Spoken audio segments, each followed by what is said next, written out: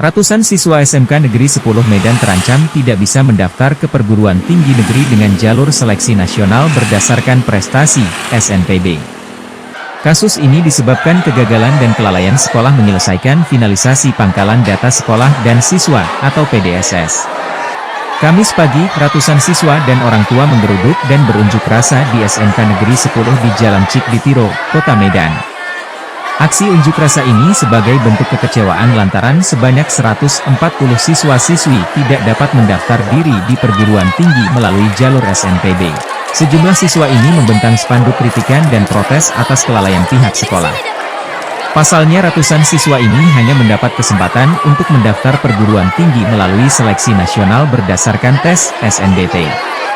Perwakilan wali murid, Octavia Situmorang mengaku kecewa terhadap pihak sekolah SMK Negeri 10 Medan karena tidak menyelesaikan PDSS. Untuk itu, ia meminta pertanggungjawaban pihak sekolah agar para siswa dapat mendaftar ke perguruan tinggi melalui jalur SNPB. Bernadetta, siswa kelas 12 SMK Negeri 10 Medan mengatakan, sebelumnya sudah berkoordinasi ke pihak sekolah terkait penyelesaian penginputan pangkalan data sekolah dan siswa, namun pihak sekolah enggan menjawab seakan lepas tanggung jawab. Dirinya mengaku kecewa karena tidak bisa mendaftar ke perguruan tinggi melalui jalur SNBP. Menyikapi hal ini, Duta Shailendra, Kasih SMK Cabang Dinas Pendidikan Sumut menilai kesalahan ini terjadi karena sistem aplikasi penginputan PDSS. Dirinya juga akan menyelesaikan permasalahan ini dan mencari solusi dengan mengirim surat ke Kementerian Pendidikan dan Kebudayaan. Sementara Kepala Sekolah dan Wakil Kepala Sekolah SMK Negeri 10 Medan tidak berada di lokasi saat unjuk rasa ini.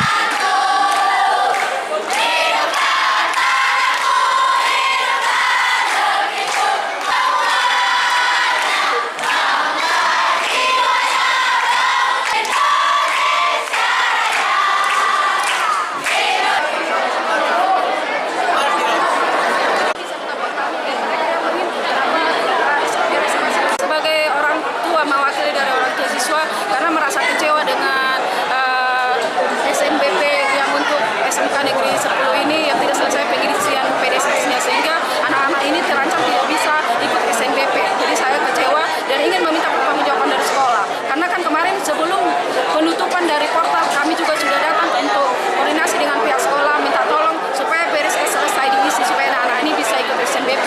Dan mereka mengatakan sudah mengerjakan dari proses, tapi kenapa nggak siap-siap seperti itu? Jadi kita mau minta pertanggungjawaban, bagaimana supaya anak-anak ini bisa masuk PTN dengan melalui jalur SNBP ini seperti itu. Alasan dari sekolah, karena kemarin saya berhasil bertemu dengan Ibu Indah sebagai operator sekolah ini, menyatakan bahwa nilai semester 5 tidak terupdate di sistem. Jadi mereka menggunakan e-rapor tetapi tidak terbaca di sistem. Sementara kita ketahui kalau lewat e-rapor harusnya lebih praktis dan langsung masuk seperti itu ya kan, tapi kenapa tidak? Dan kalau permasalahannya seperti itu, harusnya pihak SMK Negeri 10 ini menyuratilah atau minta bantuan ke LDS SMPTN atau ke Dinas, karena ada Dinas Provinsi, menanyakan supaya permasalahan di sistem ini bisa selesai dan mereka bisa selesai pengisian PDSS. Bernadetta, siswa kelas 12 SMK Negeri 10 Medan mengatakan, sebelumnya sudah berkoordinasi ke pihak sekolah terkait penyelesaian penginputan pangkalan data sekolah dan siswa, namun pihak sekolah enggan menjawab seakan lepas tanggung jawab. 140-an siswa loh.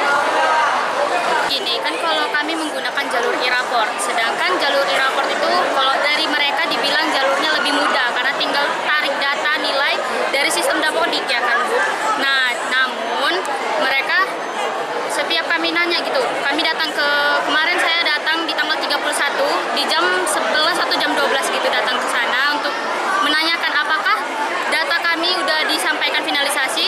Terus datang dengan operator PDSS-nya, dia bilang tenang aja nak, udah saya urus soalnya lagi di progres, sedangkan itu sudah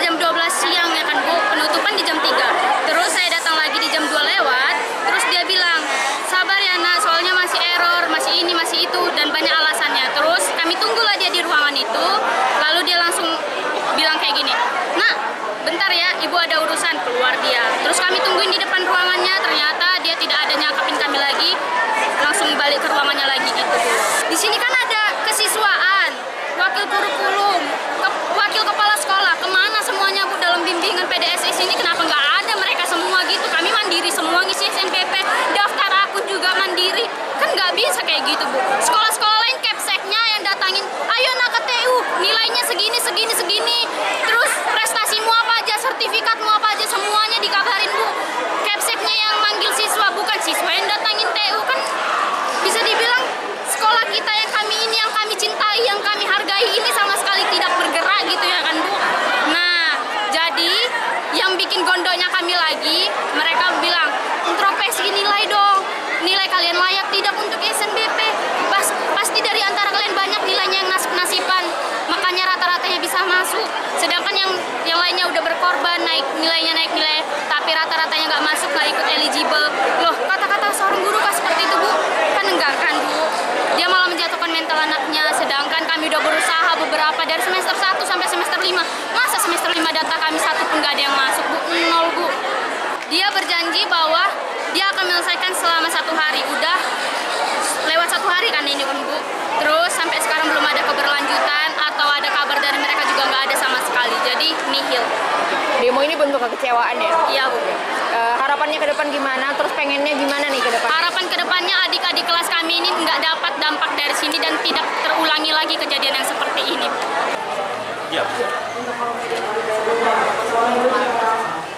Ini saja yang terjadi di SMK sekolah ini. Jadi ini kasusnya yang saya dengar semua masalah eligible. Jadi eligible itu kan untuk universitas. Jadi masuk ke universitas orang itu mau seleksi nantinya. Jadi PDSS memasukkan data itu ada injury time-nya. Jadi memasukkan data siswa-siswa yang berminat. Jadi kelas 3 itu kelas 12 itu siapa yang berminat untuk melanjut untuk ke negeri nantinya, maka dia ikut penilaian eligible. Jadi masuk nanti dengan data yang dimasukkan nilai rapor. Rapor kan baru ini. Tetapi kalau saya lihat ini keterlambatan orang ini masuk pada saat masuk rame-rame di hari terakhir. Jadi di hari terakhir si petugasnya mengentrikan data di hari terakhir, tentunya pada saat injury time ini kan bahaya. Ya sebab itu saya melihat ini satu hal yang ini juga harus dicarikan solusinya. Walaupun ceritanya ini masalah yang merugikan siswa peserta didik, saya bilang saya berpihak kepada mereka sih peserta didik.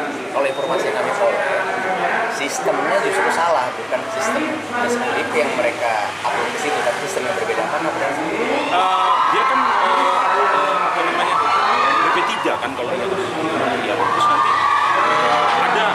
ada satu PDSS, nanti dari PDSS itu yang dimasukkan oleh si petugas. Nah, PDSS ini ada injury time-nya, masa-masa akhirnya tanggal berapa gitu. Nah, kalau sudah di akhir pasti kan masuk kan rame. tadi disebut juga satu mata pelajaran semester 5 yaitu PKL itu tidak bisa masuk karena dibaca selalu 0, Pak. Betul, karena memang di kurikulum Merdeka yang namanya siswa di SMK itu PKL di semester 5. Jadi memang harus diakalin jadinya. Jadi kalau baik-baik nggak diakalin nggak bisa. Nggak bisa, karena memang PKL dibuat di kurikulum Merdeka. Nah itu resikonya. Apa dasarnya kementerian mungkin berpikir seperti itu? Ya karena memang SMK ini tidak untuk melanjut. Kalaupun melanjut ke Politeknik.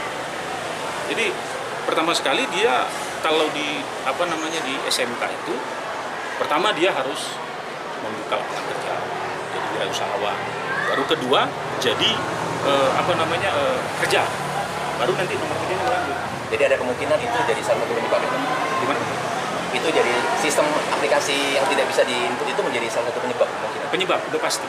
Kalau saya lihat ini penyebab. Kalau dari cerita kemarin lambatnya di mereka di akhir. Berarti kesalahan ada di pihak. Ini udah pasti si operator.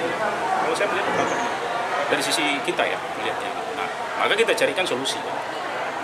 Kirim surat ke pusat. Karena di Jakarta ternyata juga masalah di beberapa tempat. Ada harapan masih tertolong kan 140 orang adik-adik ini, Pak? Insya Allah saya sedang berusaha. Bila perlu saya malah pingin ke sana menghadap.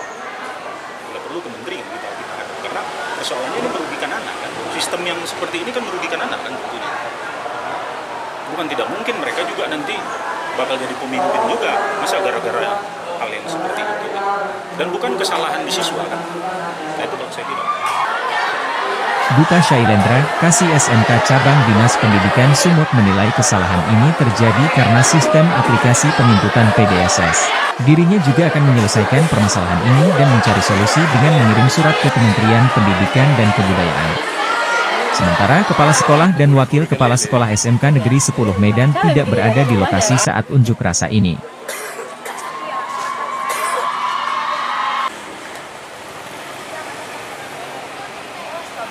Dari Medan, Sumatera Utara, Tim Liputan Binuis TV.